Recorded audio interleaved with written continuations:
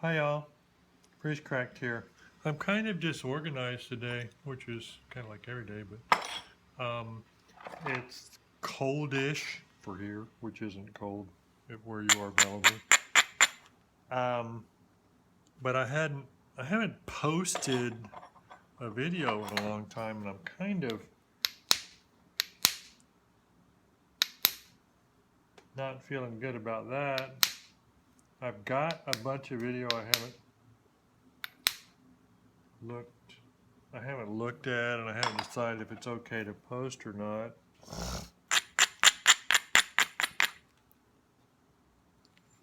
Based on lack of worth or total disjointedness or squirreliness on my part on a given day, or not educational or whatever. So I need to look at that stuff, but it's not something that highly motivates me because, I know what I think about stuff and what I'm going to say, so it isn't interesting to me really to watch my own stuff. But I continue in discussions with people and on the online community see things that indicate that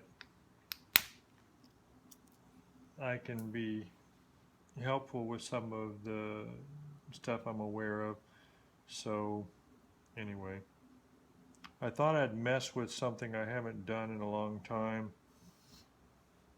I really don't like messing with glass, and I really don't like messing with ceramic, johnstone type stuff, porcelain type stuff, for various reasons. But at any rate, not too long ago, I was kayaking with my son and ran across a big insulator that was broken, and it looked like it came from high voltage lines. So what I got to thinking was, well, maybe this particular porcelain, if it's used for high voltage line insulators, would be better quality than a lot of the other porcelain you can get, by virtue of it being, something that's sort of critical. So, with that theory, I got a couple of pieces of it to mess with. And it does seem to be a little less grainy and potentially cemented a little better than a lot of porcelain is. So I thought I'd mess with it and maybe talk a little bit at the same time about various stuff.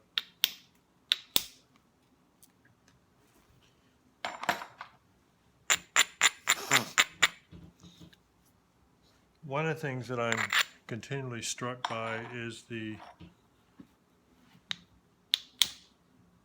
issue of abrading and how critical it is. I did some abo work yesterday, and as usual, it didn't go anywhere near as well as my copper work goes. But one of the things for me with the abo work that I continually struggle with is the fact that the non-commercial, non-synthetic abraders are just really, really hard for me to get serious abrading done with.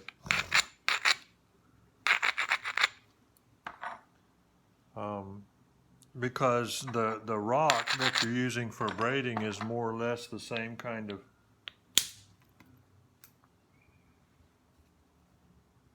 material. I mean, it's silica. It's not carbide or anything, and it doesn't have near the abrasive power that the commercial abraders do. So I scrunch the best I can and roll the thing on the edge and bite hard into the edge with it, trying to get it to really, really work. And it doesn't really work for me very well.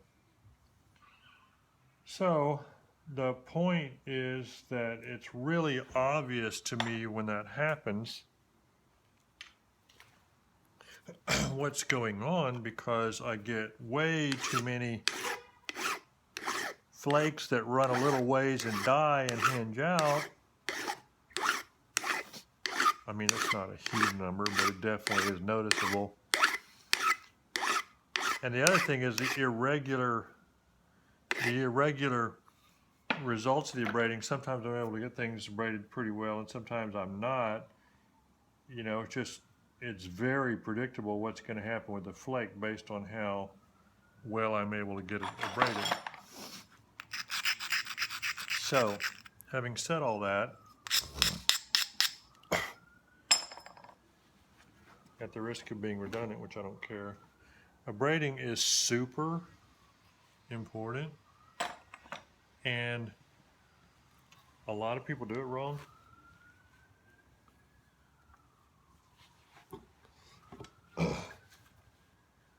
And so I want to talk about it a little bit.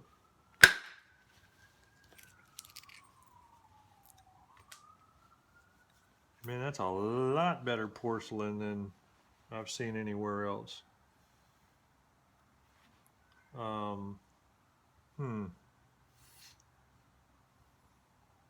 Might ought to go back and try and find the rest of that insulator.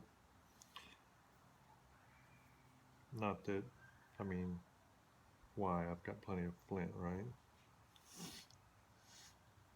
Okay, so anyway, on the abrading. I'm at the moment, and I use different stuff, but I frequently use my Abo hammerstones for fine work, but I got a coarse abrader, a medium abrader, and a fine abrader. And I use them all. And I also use the Abo abraders. And you're like, well, what are you doing? Why are you being overly technical and overly analytical?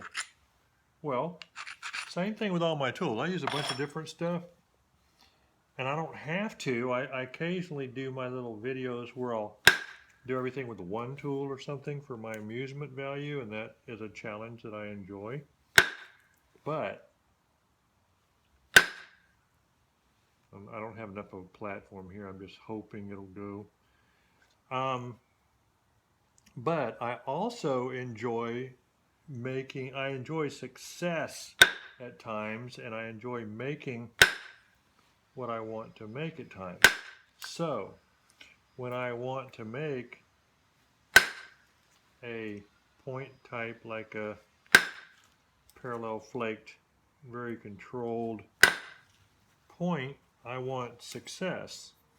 And when I work small, difficult material that needs to be super rapidly whipped into shape and reduced because there isn't much of it to start with, I would like to have success. And the way that I believe you achieve success is by getting the best flake possible under the circumstances. Now, having said that, you say, well, why don't you isolate everything? Well, because I'm lazy.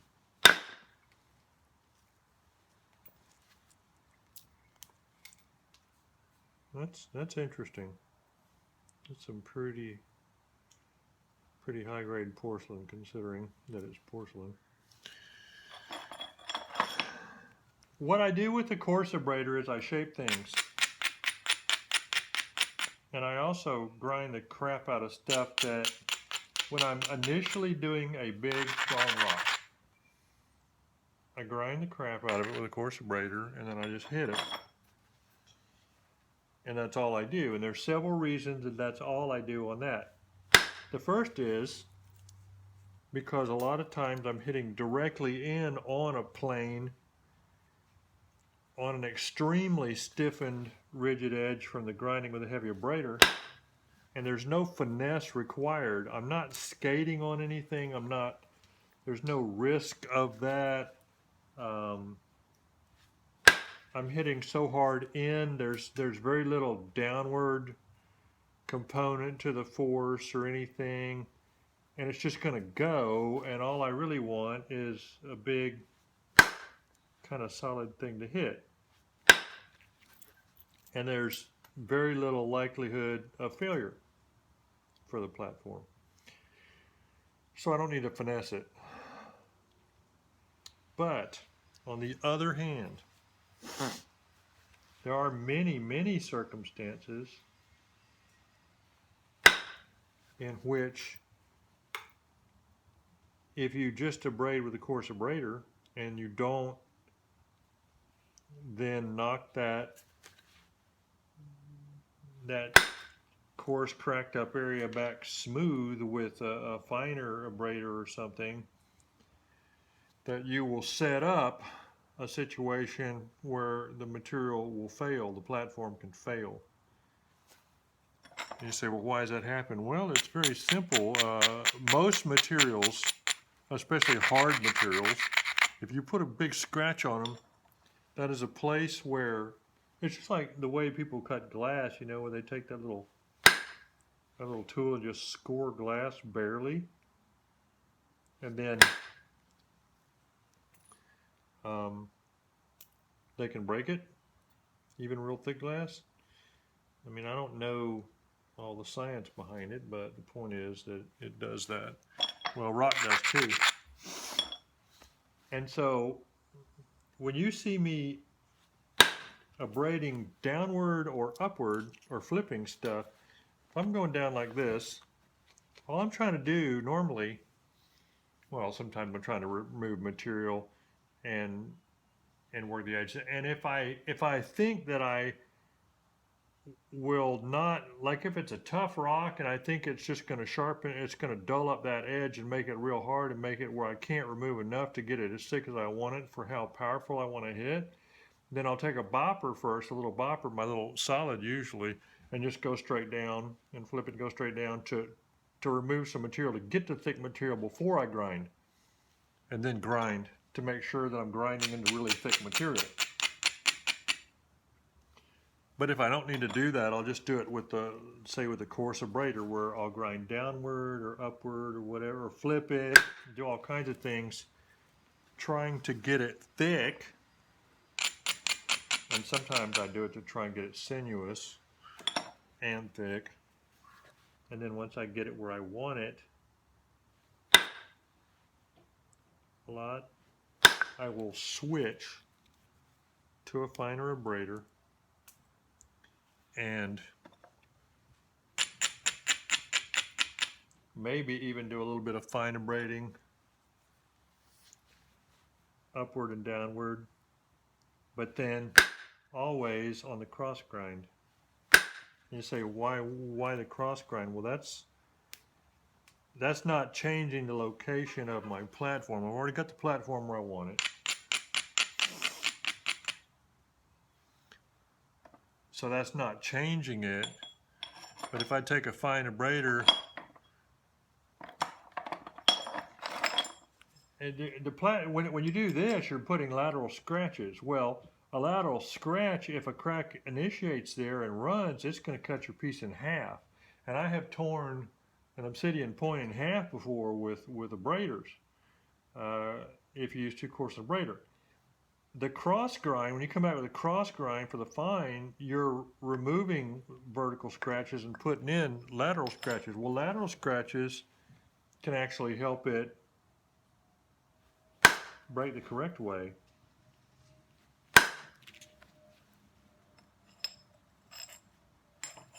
You say, why did I hit that without grinding it again? Well, I'm just trying to get into this thing right now. This actually isn't really big enough to make, dang. Okay, 3 hits and no flake, huh? That's how we're gonna be. We're gonna be tough.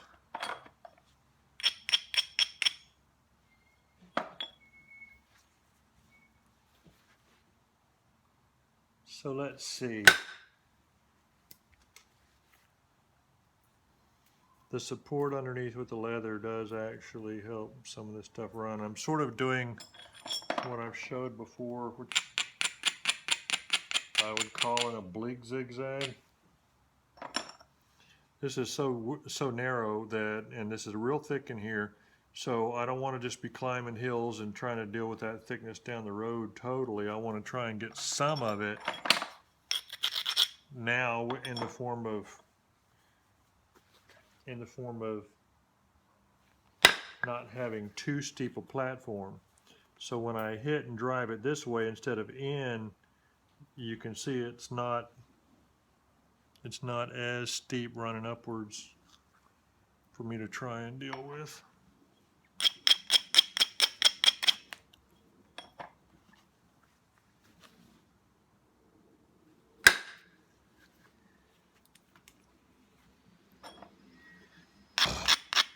Where the abrading becomes super critical is in the notches and on fluting platforms where it is extremely important for everything to be as right as it possibly can be. You know, a lot of the shortcuts and weird crap I do on big rock where I'm not down to a final reduction stage doesn't overly matter. For instance, I will in many occasions practice techniques that are not the best techniques. Like for instance, I'll practice hammerstone work, which for me is not great work usually. I'll do that on a rock that I may intend to make a really fine, nice point out of after the initial reduction, but which is still large enough that it doesn't matter because I have plenty of time to get it under control after I do my practice. And that way I get to do the practice I want on a decent rock without wasting the rock, quote unquote, by not having it end up being a decent point. That started a little crack there, which is typical for porcelain.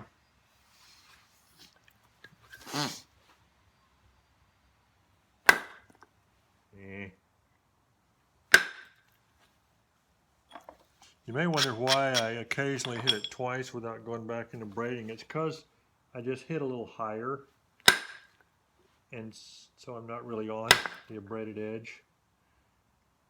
And I turn it downward, so even though I'm hitting higher, I'm not putting the thing at risk.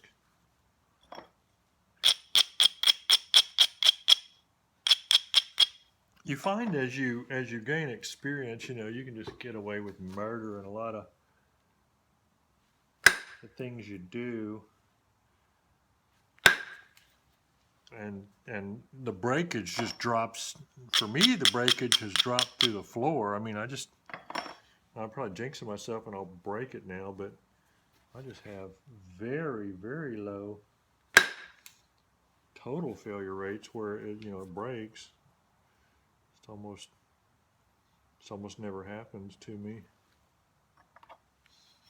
Now, I'm not bragging about that. I'm just saying that once you get a certain degree of understanding of it all, and you can train your hands to where they don't need your head to. I see that I just hit on the end, but look how inward I hit. I more or less fluted it, and it ran in as far as it could. Doesn't have a lot of great tensile strength in this, but I wasn't worried about it at all. Number one, because this is real thick, and so I'm probably not going to end snap it no matter what I do. But secondly, driving that inward at that angle, it just doesn't put in snap force on it. And I used to be exhausted when I first started out knapping. At the end of the knapping, I'd be exhausted from thinking so much about what I was doing and trying to do stuff correctly. And it's a lot nicer once you get past that point, because it's not as much of an exhausting mental exercise anymore. You still get to think about it and plot and plan your reduction strategy if it's anything complicated. The rock's complicated or something, but what time is it? Okay, we're gonna stop and come right back by.